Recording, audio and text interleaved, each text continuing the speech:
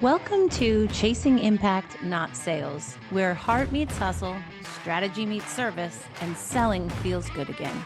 I'm your host, Mandy Minatello. Let's go. Hey, welcome back to Chasing Impact, Not Sales. I was just listening back to an episode that I recorded last week, and I realized my energy was so off. I was not feeling well. I had a scratchy throat, that summer cold that seems to be something that people are fighting off. And I apologize, but I am back and happy and in action and feeling good. And I am ironically talking a lot. And that is what we're going to talk about today.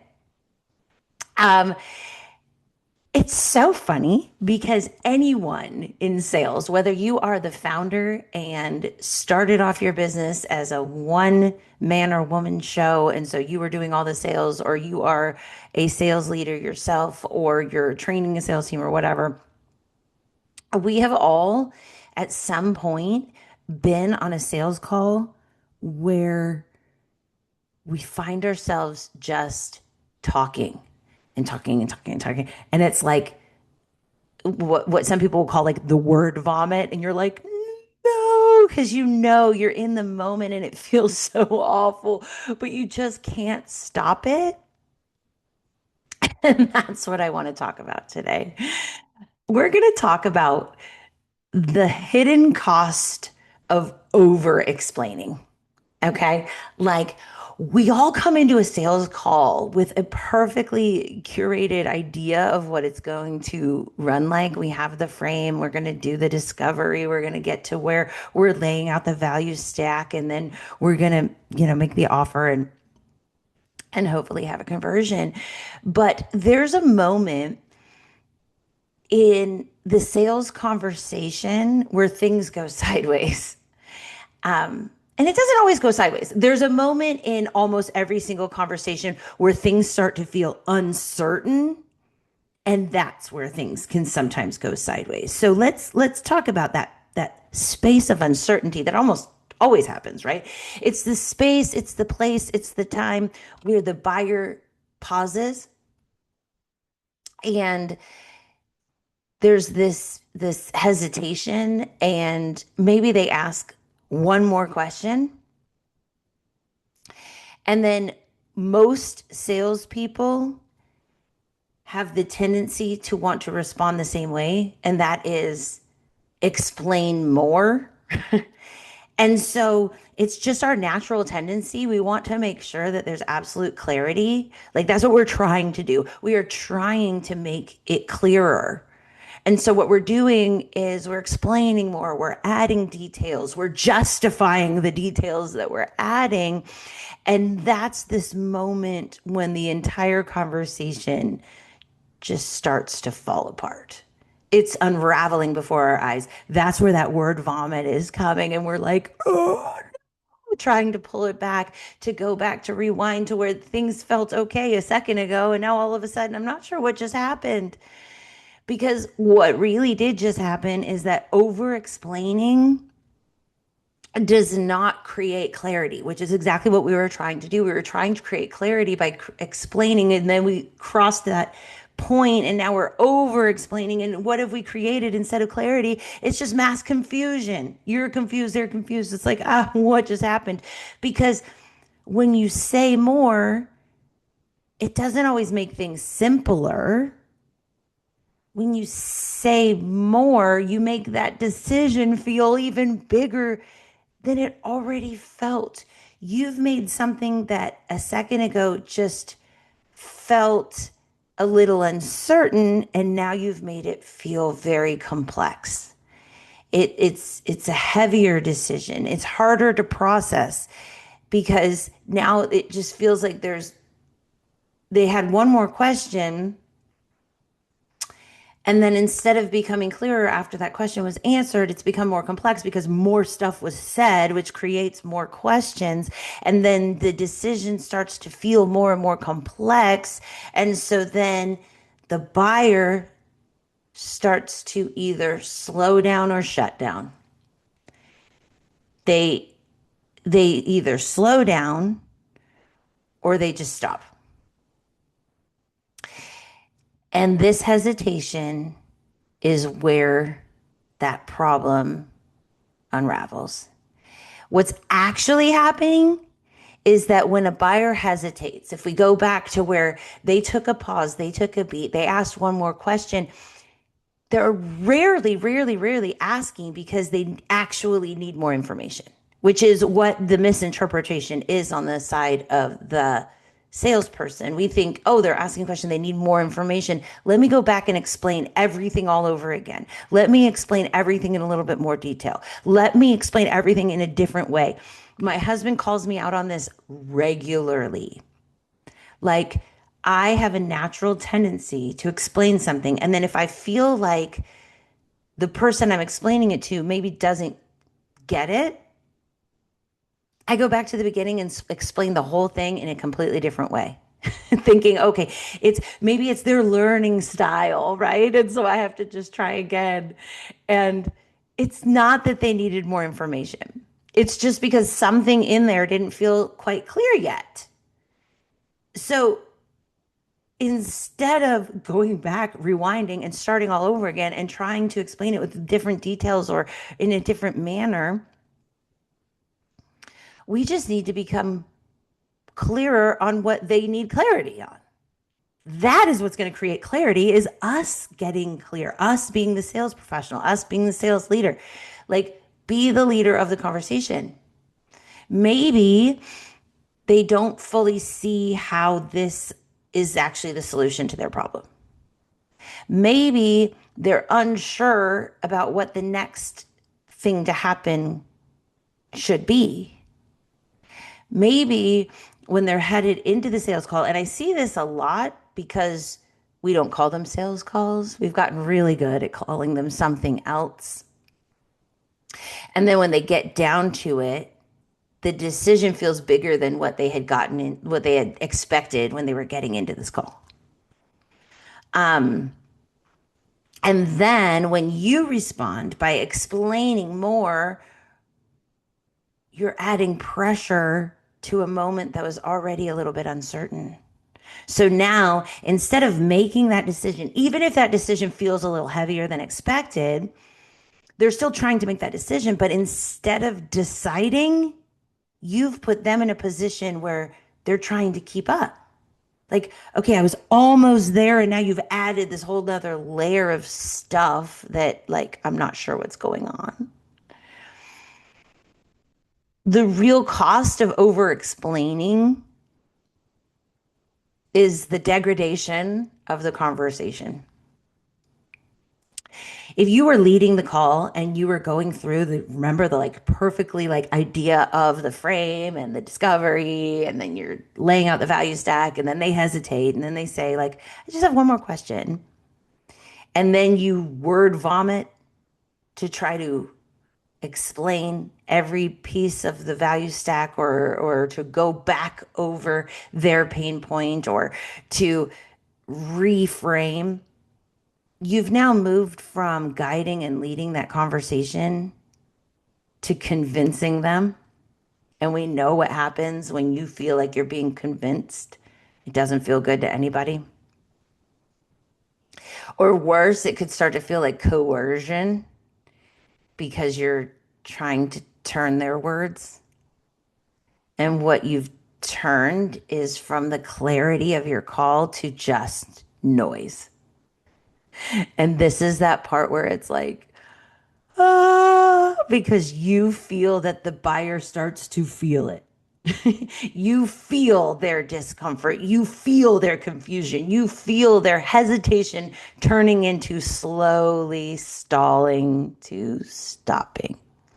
Because what you're really feeling is the worst feeling in the world. And that's, you're watching in real time their trust in you eroding. And you are just stuck talking. and and you want to stop. I've been there more times than I want to admit. where you're like, can't I just go back? Or like rewind. Things were going so well. and and now I don't know what to do because I'm just stuck talking and I'm on point 2 of 4 and I don't want to finish, but like right? And then you grow as a leader and you realize like everyone's been there and it's okay. But here's the real insight. That trust is your greatest asset. Trust is built not by saying more, explaining more, providing more detail. They're not about trying to create clarity through words. It's not about saying more, it's about saying what matters and then creating space. Space is okay. Space allows the buyer to think. Space allows them to respond. Give them a moment. Space is where the clarity will land. So, what does this look like? Instead of jumping into, let me explain this again. Oh, maybe you didn't understand. Let me try this another way. Don't follow me down that path. The more powerful thing you can do is to pause and ask them, what feels unclear right now? Or what part of this feels biggest for you? I can tell that you've pressed the pause button. What you're really asking is, how can I help you? Not let me start over and vomit it all again. Not let me start from the beginning in case I made a mistake and you didn't get it. Like, give them the space to respond to you. Because those questions, what feels unclear, or what part of this feels biggest for you, those questions will draw out of them more than any explanation that you could offer ever could. Like, let them give you the answer key. Let them give you the roadmap. Let them give you what they need for that clarity. Like, we all remember being in class and like the teacher that gave you basically the test so that you know what was going to be on the test when you were taking the real test. And you were like, oh, thank you. I know how to pass. I know how to get an A. I know what I need to know. I know what they want to hear. I know what the teacher is expecting me to know.